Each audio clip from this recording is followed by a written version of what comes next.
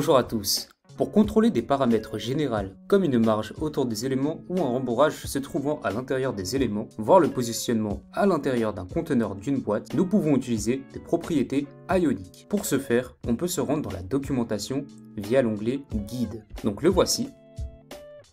Donc dans la partie Layout, et vous allez dans CSS Utilities. Et donc dans ce tableau, vous trouverez beaucoup d'exemples, qui sont tous des attributs prêts à l'emploi fournis par Ionic. Mais j'aimerais vous expliquer quelque chose concernant la disposition des classes CSS. Les noms des classes, comme vous pouvez le voir dans cet exemple, seront les mêmes avec un ajout important que vous ajoutez après avoir mis un tiret concernant la situation permettant de préciser le niveau de conception.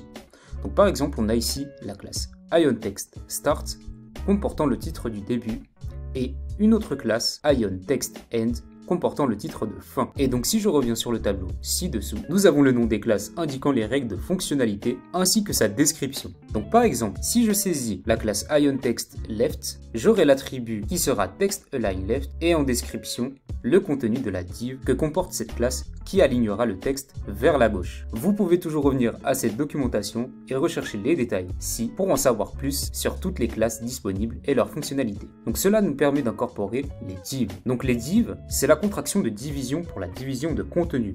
En gros, c'est un conteneur générique de flux.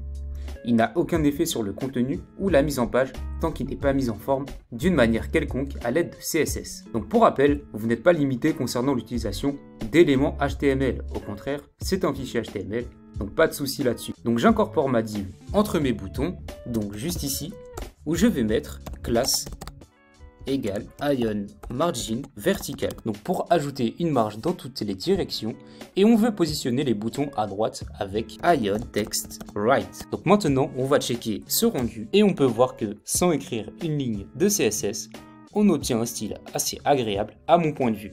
Donc cette vidéo touche à sa fin. Je vous donne rendez-vous pour la prochaine.